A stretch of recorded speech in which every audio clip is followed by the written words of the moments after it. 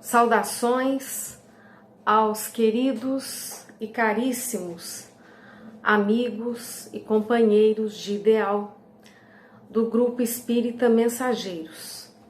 Estou aqui com muita alegria e muita gratidão pela oportunidade de me dirigir a vocês.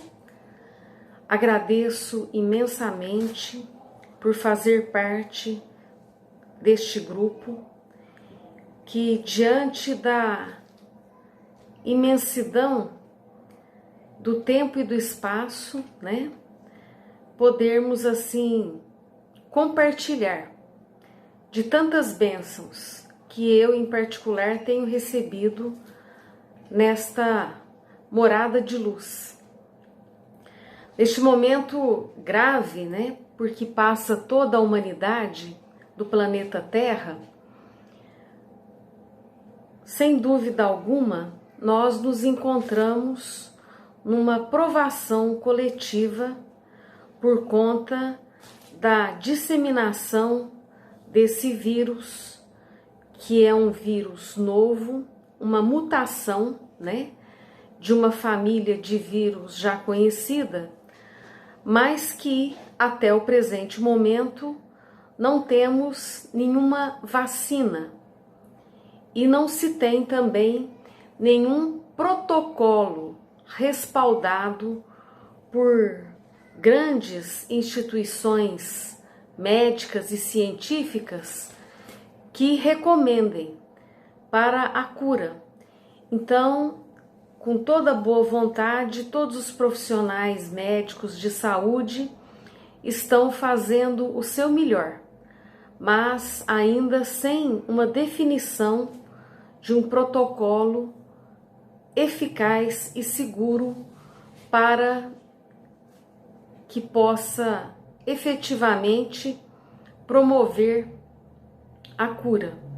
Então, estamos todos neste momento nos adaptando às exigências de cautela, de precaução, de prudência.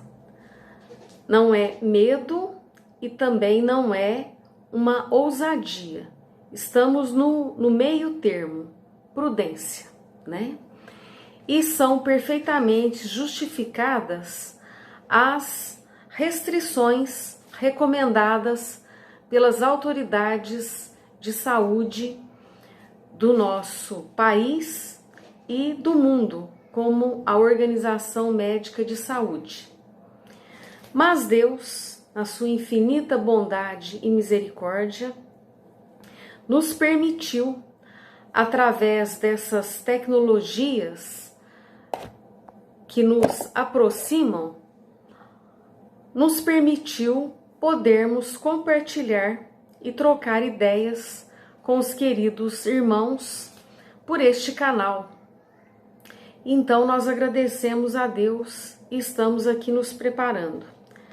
Eu já trouxe e já deixei aqui junto de mim a garrafa com água, porque nós vamos todos rogar a Deus que ela seja magnetizada e que pela misericórdia divina possamos receber nela o medicamento necessário à recomposição das nossas energias físicas e espirituais e que pela misericórdia divina possamos também receber nesta água a profilaxia para todos os males e, em especial, para o mal que acomete uma grande parte da humanidade.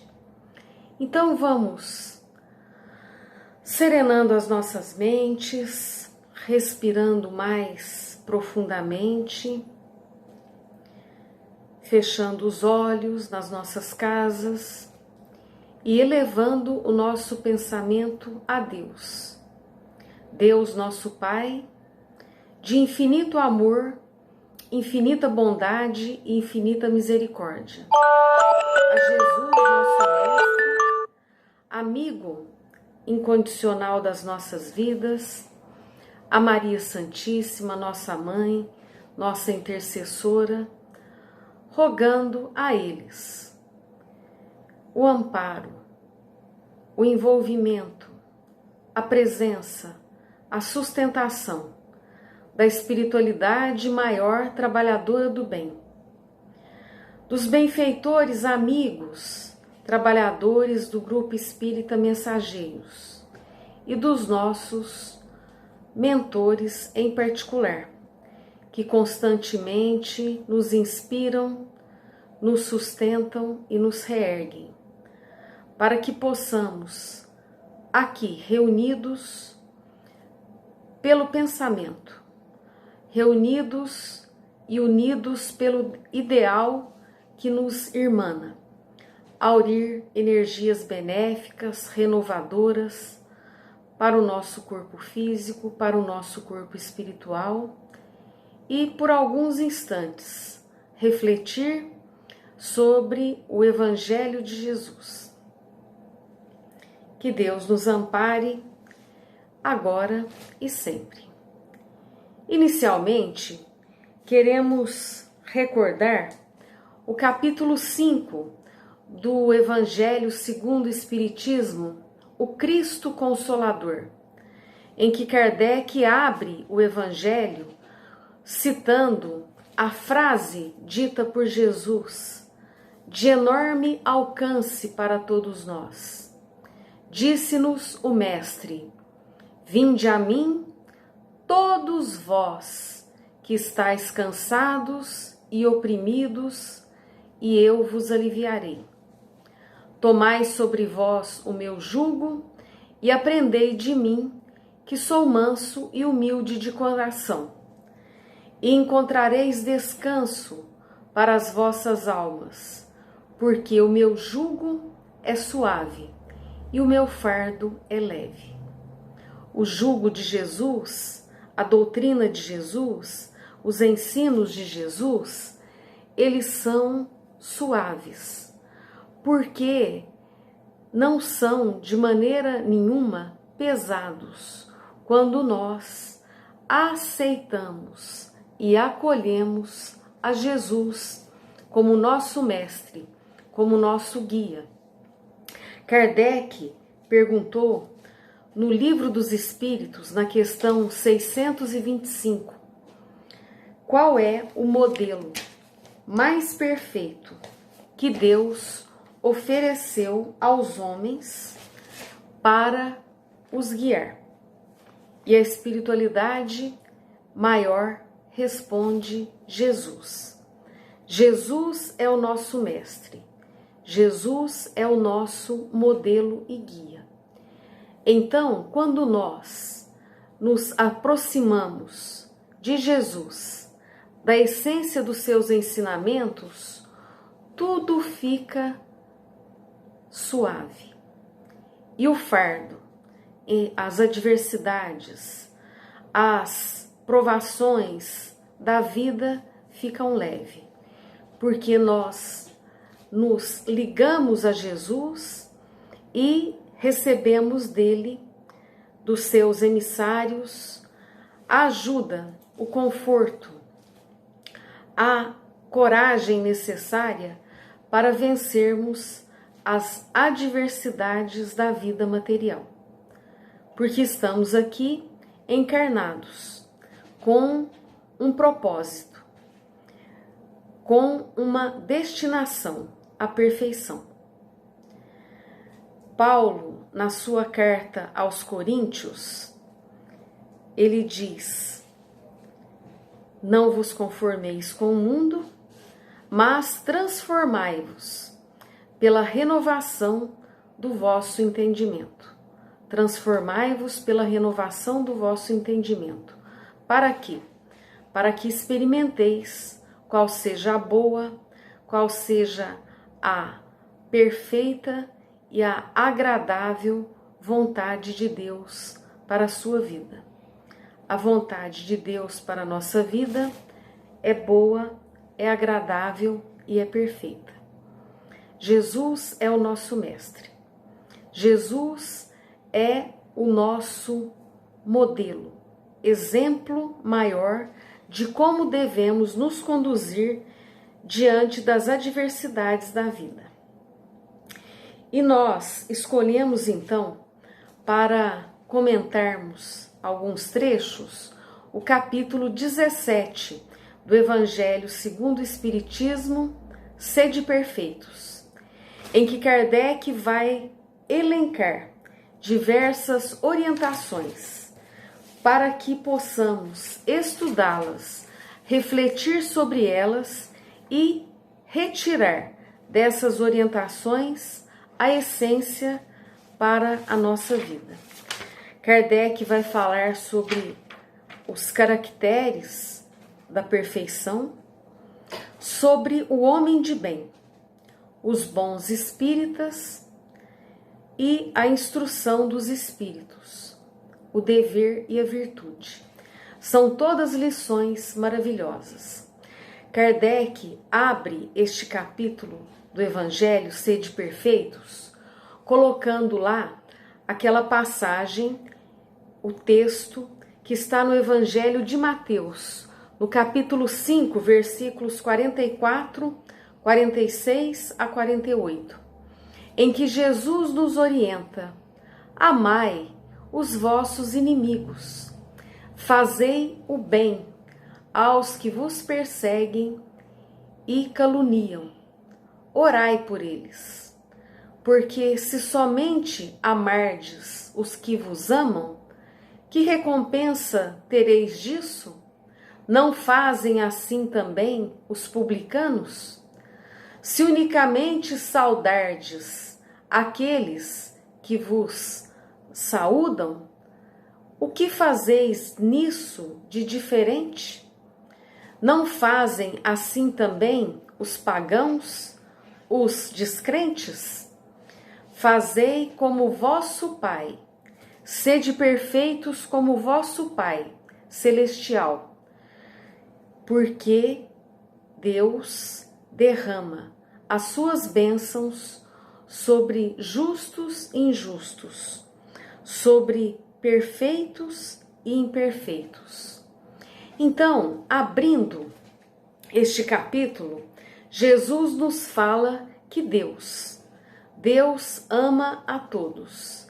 E se queremos ser chamados filhos de Deus e se almejamos a perfeição, uma melhora para a nossa vida, nós devemos também amar aqueles que pensam diferente de nós.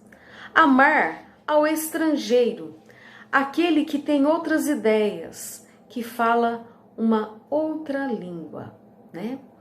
Então, neste capítulo, Jesus nos mostra que a essência da perfeição é a caridade, na sua mais ampla acepção, porque implica a caridade na prática de todas as virtudes.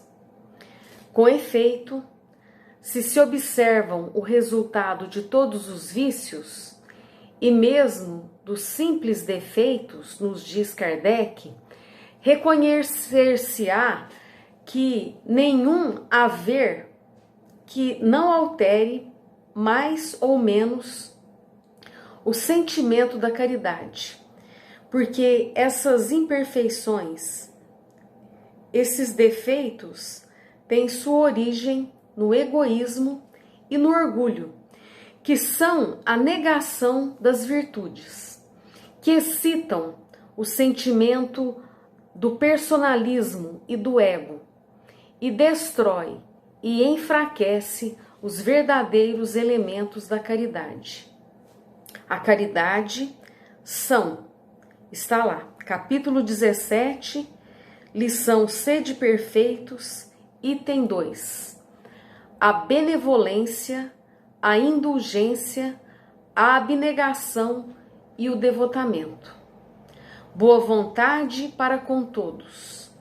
Indulgência, relevando as imperfeições alheias e procurando se verificar no outro as suas qualidades, as suas potencialidades, as suas virtudes, e diminuindo, amenizando a visão das suas imperfeições e dos seus defeitos.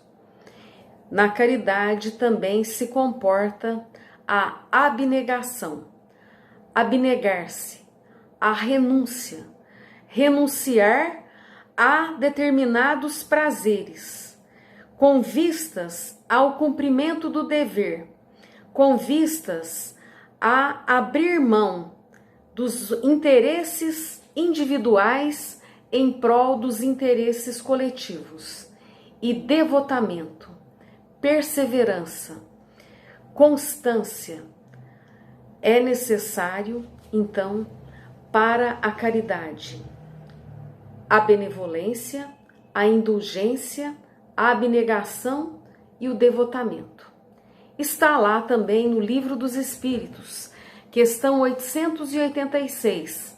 Kardec pergunta: qual o verdadeiro sentido da palavra caridade, como a entendia Jesus? E a espiritualidade superior, coordenada pelo Espírito de Verdade, vem dizer: benevolência para com todos, indulgência para com as imperfeições alheias e perdão das ofensas. Então, vejamos que, para almejarmos a perfeição, para almejarmos seguir o Cristo, temos que seguir o roteiro dado por ele. Porque no Evangelho de Jesus está ali, condensada, a mais alta filosofia, a mais alta psicologia, a mais alta ciência, a mais alta medicina curativa e preventiva para os males do corpo e do espírito. Então, sede perfeitos, como perfeito é o vosso Pai Celestial. E em seguida, Kardec vai colocar uma mensagem maravilhosa, o homem de bem, que deve nos inspirar em todos os momentos de nossa vida. O verdadeiro homem de bem, nos diz Kardec, é aquele que cumpre a lei de justiça, de amor e de caridade na sua maior pureza. Se ele interroga a sua consciência sobre seus próprios atos. Aqui Kardec faz menção a um exercício que está proposto no Livro dos Espíritos, questão 919, de conhecer a nós mesmos como o meio mais eficaz de progredirmos nesta vida. Então, vale nos interrogarmos, aplicar a regra de ouro. Será que estamos fazendo ao próximo tudo aquilo que gostaríamos que nos fosse feito? Será que aquilo que nós pretendemos fazer será a melhor forma de nos conduzir? Colocando-nos no lugar do nosso próximo, ele se sentirá acolhido, se sentirá respeitado, se sentirá amado, se sentirá protegido? É o que nós devemos nos perguntar. E é o que o homem de bem faz. Ele interroga a sua consciência sobre seus próprios atos. A si mesmo perguntará se violou essa lei, se não praticou o mal, se fez todo o bem que podia, se ele desprezou voluntariamente alguma ocasião de ser útil, se ninguém tem qualquer queixa dele. Enfim, se fez a outrem tudo o que desejaria que lhe fizessem. Porque aprendemos com a doutrina espírita que somos responsáveis, não só pelo mal que fazemos, mas também pelo bem que deixamos de praticar, pois em não fazendo o bem que é possível a nós, nós nos comprometemos do mal. Nos comprometemos e nos ligamos ao mal. E mais cedo ou mais tarde sofreremos a lei de ação e reação. Então, o homem de bem está lá no Evangelho. Deposita fé em Deus, fé na bondade de Deus, fé na justiça de Deus, fé na sabedoria de Deus. Fé é certeza, fé é confiança, confiança das coisas que não se veem. Pois, como disse um escritor, Antoine Saint-Exupéry, o essencial é invisível aos olhos. Então, fé é certeza, certeza da sabedoria divina, da bondade divina, da misericórdia divina. Sabe o homem de bem que sem a permissão de Deus, nada se lhe pode acontecer. Sem a permissão de Deus, nada pode nos alcançar. E que se alguma coisa desagradável, uma adversidade, uma frustração, um problema nos acontece, ele tem uma necessidade evolutiva para nós. Ele tem uma causa maior. Aparentemente, às vezes, não conseguimos enxergar. Mas o homem de bem, que confia em Deus, tem a submissão à vontade de Deus, tem a confiança em Deus e acolhe aquela adversidade como um desafio, como uma oportunidade de crescimento. Problema é igual desafio, que se bem aproveitado, se transforma numa oportunidade de crescimento e, portanto, numa bênção. O homem de bem tem fé no futuro, razão porque coloca os bens espirituais acima dos bens temporais. Nós vivemos uma vida na matéria, em média, 70, alguns mais fortes, 80, 90 anos, mas o que representa isto diante do espírito imortal? Diante da eternidade do espírito que já teve muitas outras existências e muitas outras terá. O homem de bem sabe que todas as vicissitudes da vida, todas as dores, todas as decepções são provas ou expiações e as aceita sem murmurar, sem se queixar, sem reclamar, sem se revoltar. Em outra parte do Evangelho, nós temos lá uma lição maravilhosa de Santo Agostinho, lá no capítulo que trata do honrar pai e mãe, na lição A Ingratidão dos Filhos e os Laços de Família. Nesta lição, que é um tratado de psicologia das relações familiares, Santo Agostinho diz: crede-me, acreditai, as duras provas são sempre o sinal do fim de uma etapa evolutiva para o espírito, se este as aceita sem murmurar. Então, crede-me, estamos diante de uma provação? Estamos, mas estamos diante de uma grande oportunidade de crescimento espiritual. Oportunidade esta que pode representar 4, 5 encarnações, em que podemos dar um salto evolutivo, se soubermos nos conduzir com serenidade, com confiança em Deus e soubermos também abrirmos-nos para ajudar aquele que talvez entenda menos do que nós ou tenha menos do que nós e passe por situações de necessidade material. O homem de bem, ele é possuído do sentimento de caridade, de amor ao próximo e faz o bem pelo bem. Faz o bem pela alegria de ajudar. E em ajudando, ele entra em conexão com a corrente do bem.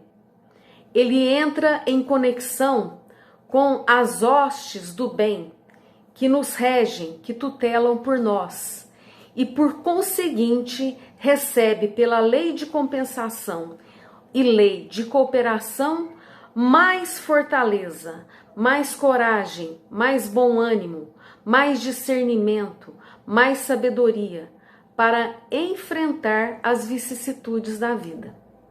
Então, o homem de bem encontra satisfação nos benefícios que espalha, nos serviços que presta, no ajudar os desditosos, nas lágrimas que ele enxuga, nas consolações que ele prodigaliza aos aflitos.